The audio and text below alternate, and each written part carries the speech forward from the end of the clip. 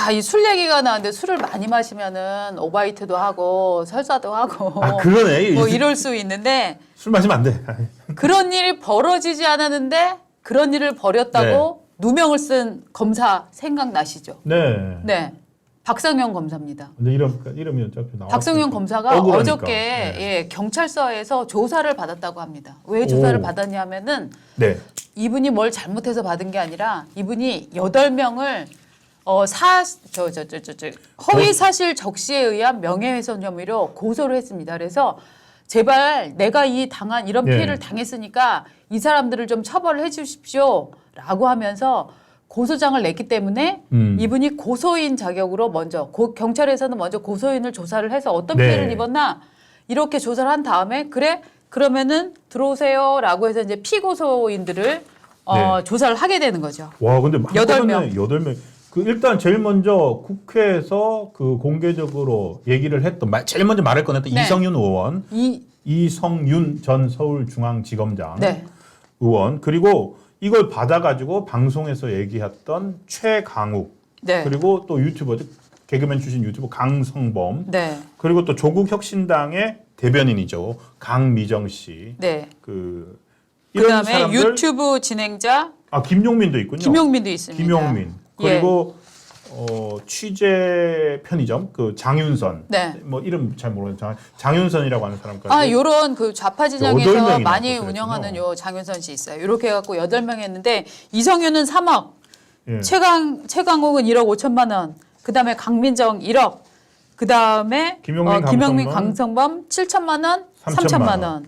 그다음에 장윤선한테는 게시물 삭제 요구 신청을 했습니다. 예. 소송도 6명. 했는데, 요렇게 했는데 이거의 출발점은 사실 이성윤 아닙니까? 그 영상 한번 보시죠. 그리고 예. 네. 그리고 서영교 의원, 실명을 언급했던 맞습니다. 서영교 의원한테도 1억 원을 네. 청구를 했네요. 네. 자, 먼저 그 영상을 한번 보시면 네, 이겁니다. 2019년 1월 8일 오후 6시경에 울산지검에서는 술 읽는 작은 모임이라는 이름으로 검사장, 차장, 부장 등 30명이 모여 지검 내 1층 간부식당에서 회식을 합니다. 늦은 시간까지 도수가 높은 연태 고량주 폭탄주로 인해서 대부분 만취 상태였고, 더욱 놀라운 것은 다음날 아침 검찰청 공안부 민원인 대기실 바닥에 설사 형태의 똥이 대량 발견되었고, 남성 화장실 세면대 및 벽면에도 똥이 대량 발라져 있었다고 합니다. 알고 보니까 어떤 검사의 소행이었다고 합니다. 검사장은 총무과 직원을 불러 CCTV를 확인한 후에 함구를 지시했고, 어떤 부장검사가 환경미화원에게 현금을 주어 수습했다고 합니다. 이 똥 사건의 소문이 계속 퍼지자 지목된 검사는 카카오톡에 이렇게 똥 저 아니에요, 크크크 제발 좀, 이런 프로필이 담긴 걸 보면 이 의혹은 어느 정도 사실인 것으로 판단이 됩니다. 자, 저 아니에요라고 한 말을 보면 이것은 사실인 것 같다. 이게 무슨 논리입니까? 저분 네. 검사 때 저런 식으로 수사했나 봐요. 그러니까. 이거 보니까 너가 죄인이 많네. 네. 너가 네 죄를 아니까 그런 거지.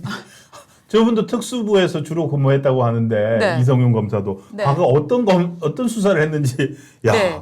그러면서 저 화면에다가 저 카톡 화면을 띄웠잖아요. 예. 그러면서 실제로 저 시청각 자료를 동원해서 이름을 저 순간에 얘기하진 않았지만 박성현 검사라고 알 수 있게 그 프로필을 띄워놨기 때문에 이분도 허위 사실 적시에 의한 명예훼손 혐의로 처벌을 해달라고 이 지금 피해자가 구제를 요청을 한 겁니다. 허위 사실 적시가 되네요. 네네. 본인은 뭐 이름 얘기 안 했다 그래서 빠져나가려고 할 텐데. 그렇습니다. 바로 저게 이제 논란이 되니까. 이러니까 술을 마시면 안 돼요.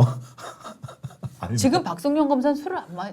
그렇죠. 그때 참석해서 자기는 맥주 한 잔만 마시고 그렇죠. 바로 일찍 나와갖고 그러니까. 직원들 데려다 줬다라고 얘기를 했어요. 술 마시면 안 돼요. 네. 이번에는 좀 명쾌하게 수사도 좀 빨리 해서, 왜냐하면 사실 지금 이게 이 검사의 탄핵 사유에 지금 이게 들어가 있었던 거잖아요. 맞습니다. 민주당이 탄핵을 하면서 이 사람은 대변 검사이니까 탄핵해야 된다라는 몇 가지 요소 중에 하나로 이걸 지금 올려놨기 때문에 이 판단을 법원에서 빨리 해줘야 됩니다. 지금 저희 댓글에도 올라왔습니다.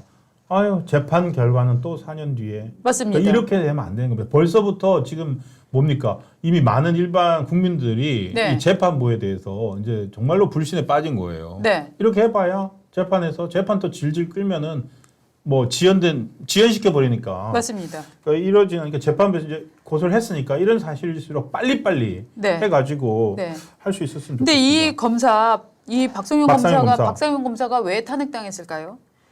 왜 탄핵 리스트에 올랐을까요? 지금 더 수원지검에서 대북 송금. 이화영 조사해서 집어넣은 네. 사람이잖아요. 쌍방울 그룹의 대북 송금 의혹 수사하면서 이렇게 해서 이화영이 유죄 나오면 이재명도 유죄될 것이 틀림없다라고 유죄된다라고 변호사가 이재명 측 변호사가 얘기할 정도로 그 엄청난 수사를 했던 사람이잖아요. 맞습니다. 그런데 수사한 사람들을 계속 증인 회유했다, 술자리 만들어서 했다라고 하면서 심지어 앞에 쪽에 있었던 네. 과거에 있었던 검사의 다른 그 회식 사건 이걸 가져와서 싸지도 않은 똥을 쌌다는 거.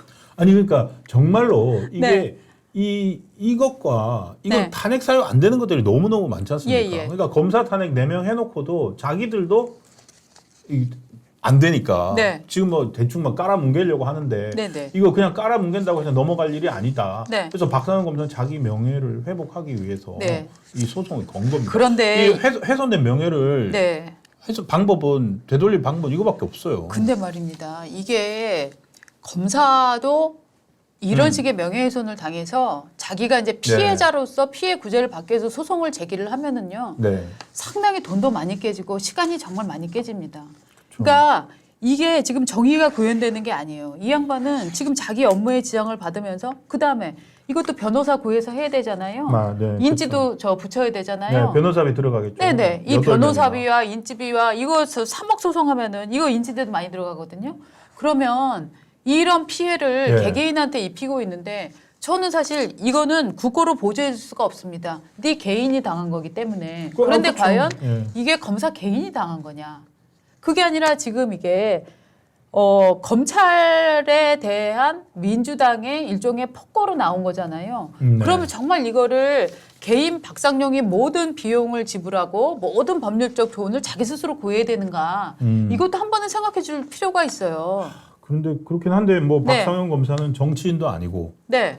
공무원이잖아요. 네. 공무원인데 공무원이 참 애매하네요. 그러니까 그렇죠. 이게 법이 그러니까 지금 법으로는 예. 어떤 방법으로도 박상용 검사를 지원해 줄 수가 없는데 이런 경우라면 앞으로 공무원들이 일을 해서 뭔가 민주당에서 정치적으로 태클을 걸기 위해서 이런 봉쇄적 소송을 계속 해나가면 공무원들은 일을 못합니다. 그리고 공무원들이 자기 돈으로 계속 변호사 사고 자기 돈으로 소송 비용을 감당해야 되는데 결국에- 이걸 어떻게 해줄 거냐. 이 문제는 그렇게 되면 옆에서 만약에 어떤 공무원이 그런 일을 당하고 있는 걸 보는 다른 공무원들은 몸을 사리게 됩니다. 그러니까 결국 이제 비용 편익 관점에서 보면 네. 공무원 이거 누구로 하더라도 소송을 해서 이기게 되면 네. 판결이 좀 그렇게 나오잖아요. 3억 손해배상해서 맞습니다. 얼마 하고 그리고 소송 비용은? 소송 비용은 뭐 피고가 네. 다 문다. 승소했을 경우에 네, 네. 승소했을 경우인데 보통 그 승소 대법원까지 최종 나오기까지 몇 년이 걸리거든요. 맞습니다. 그렇다면 그 나머지